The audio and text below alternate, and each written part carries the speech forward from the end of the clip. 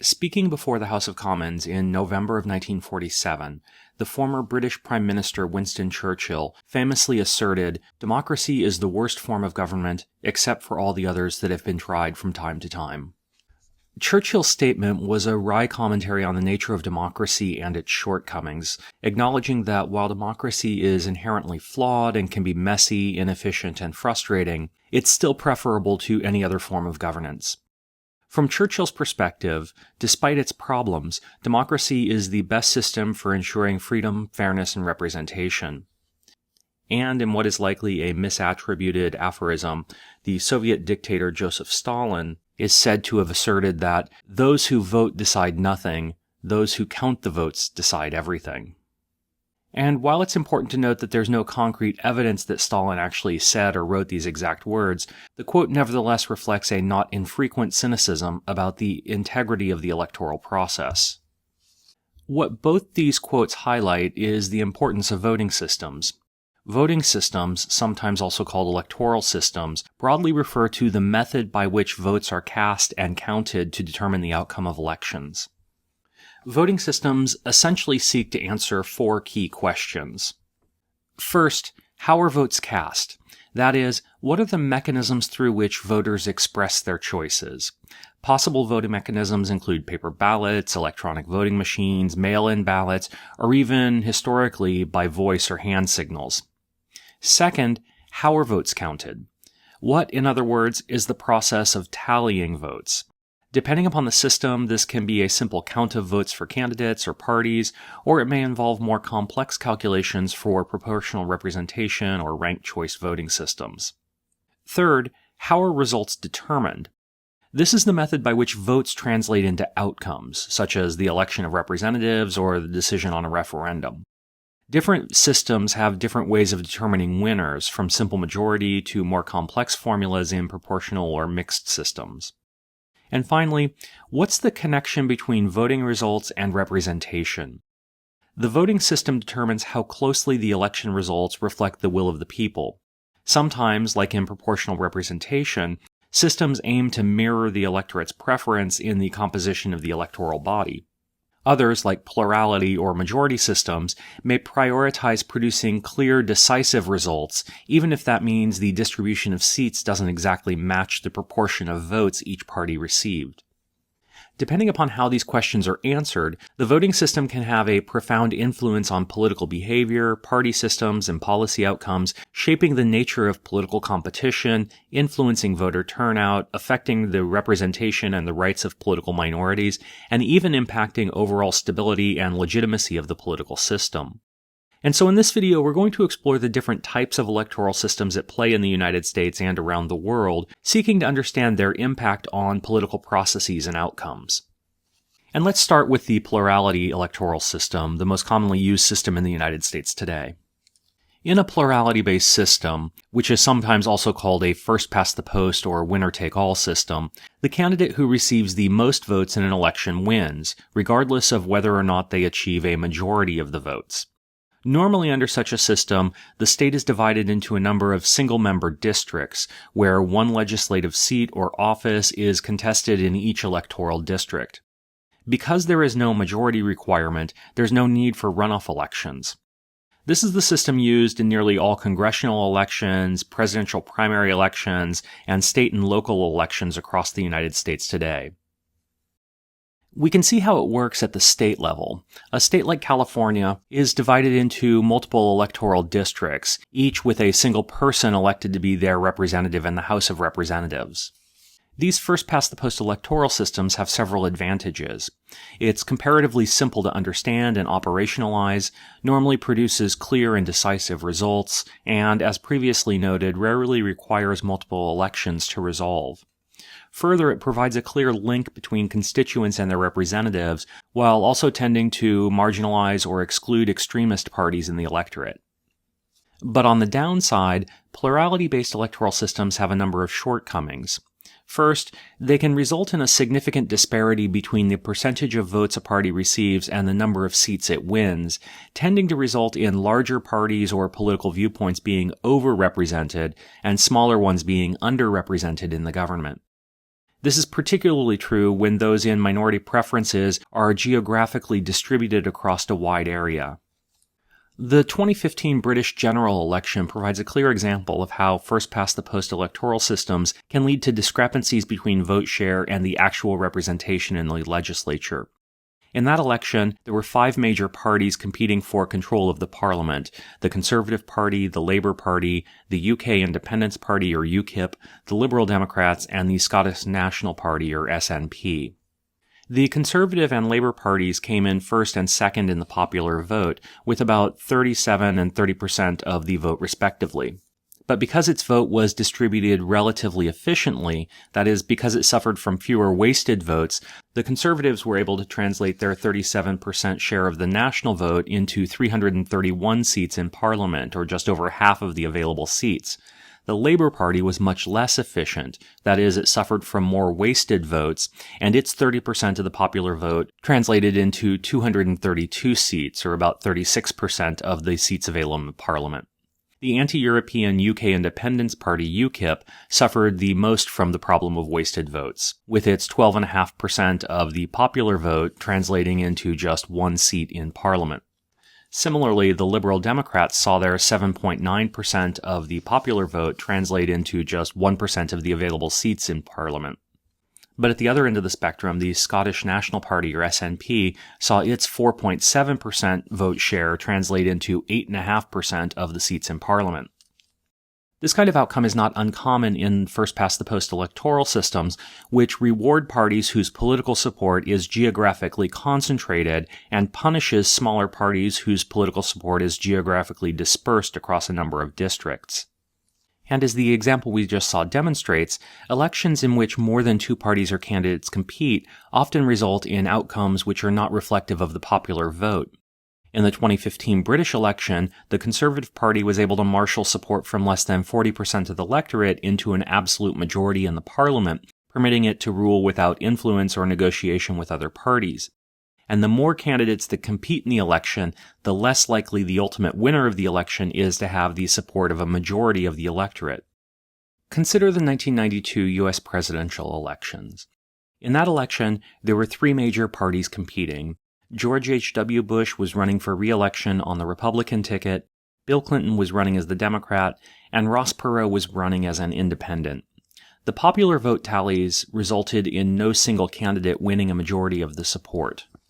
Bill Clinton had greater popular support, winning 43% of the popular vote, while Bush won 37.5% of the vote and Perot won almost 20% of the vote.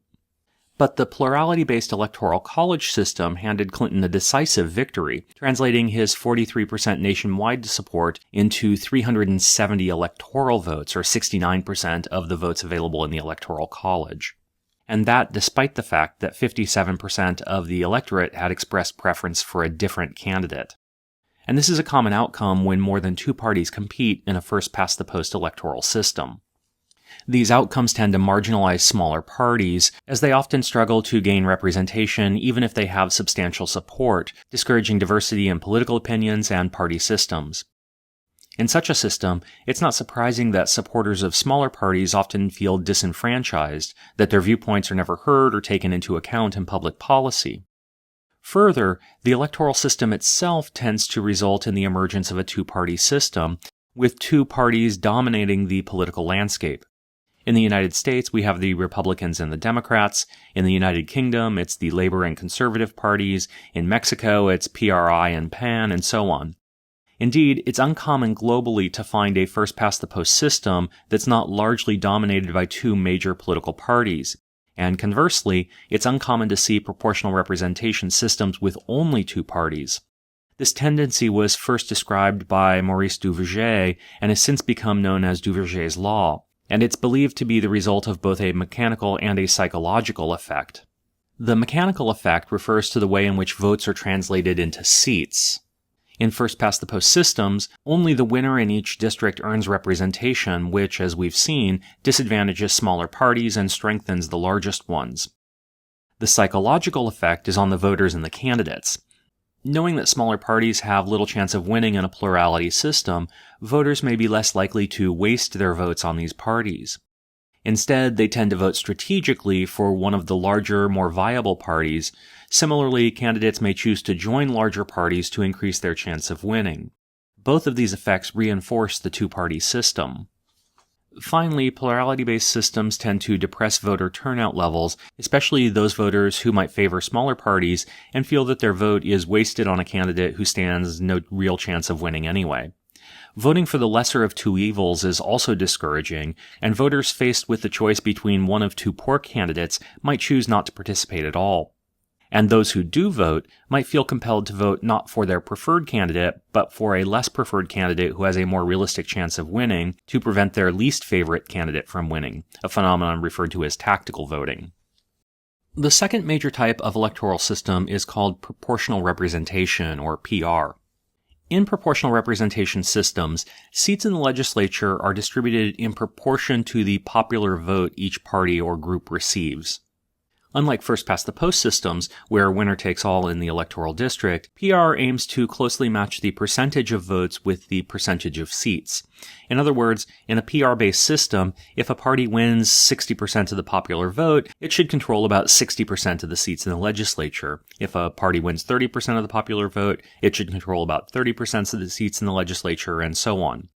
This is possible because PR systems use multi-member districts rather than single-member districts, meaning that each electoral district sends a number of representatives to the legislature. The number of representatives in each district is often called the district magnitude, and this influences the proportionality of the electoral system, with larger districts able to more directly represent the electoral vote.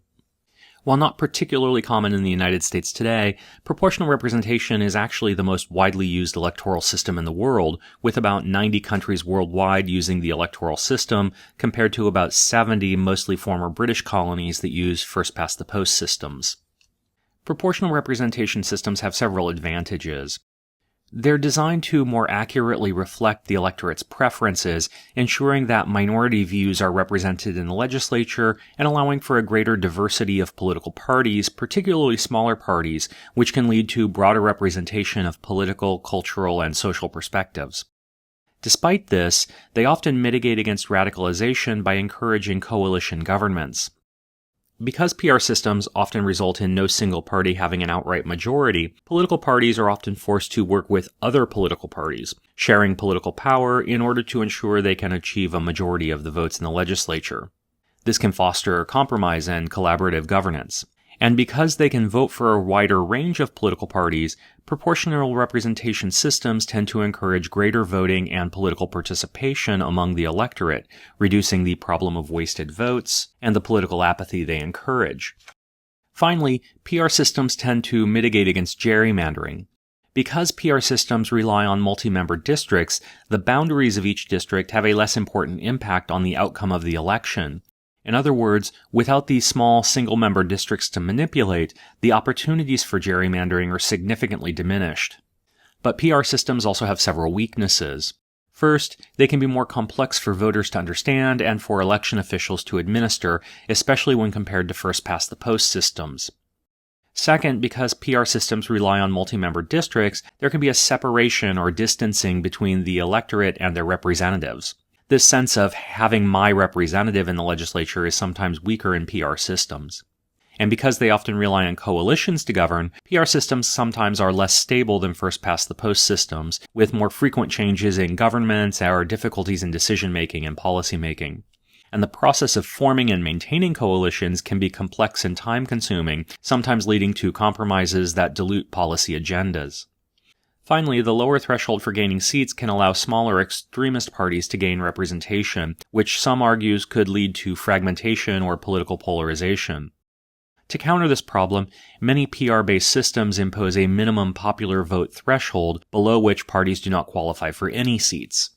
In Belgium and Germany, for example, parties that do not receive at least 5% of the popular vote are not entitled to any seats in the legislature.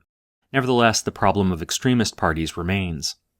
While first-past-the-post and proportional representation are the most common electoral systems in the world today, others are also possible and have different impacts on political outcomes.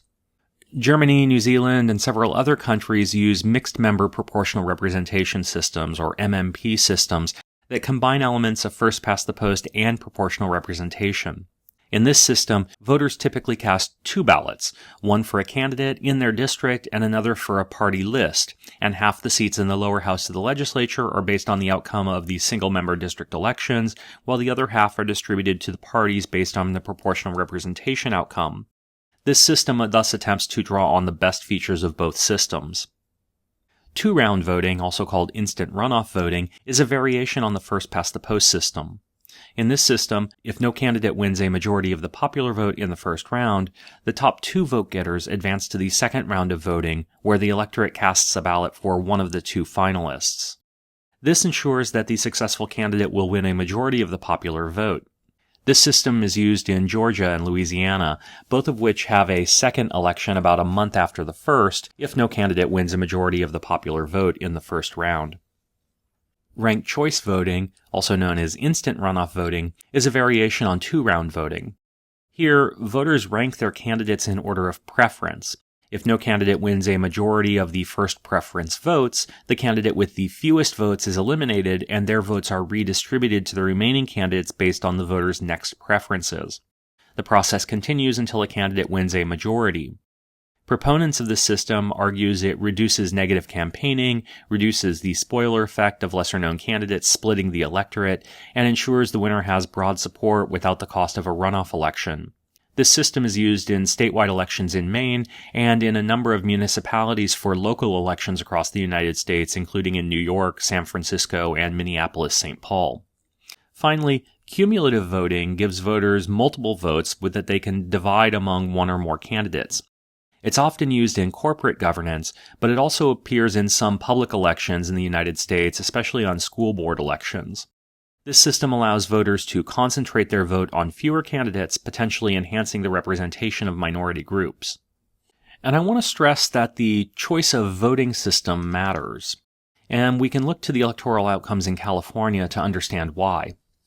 In the 2022 elections in the House of Representatives, California voters elected 12 Republicans and 40 Democrats to Congress, each elected from a single-member district. In other words, Democrats won about 75% of the seats available in California as House delegation, while Republicans won about 25% of the available seats. The outcome was based on a popular vote that was closer than the results suggest.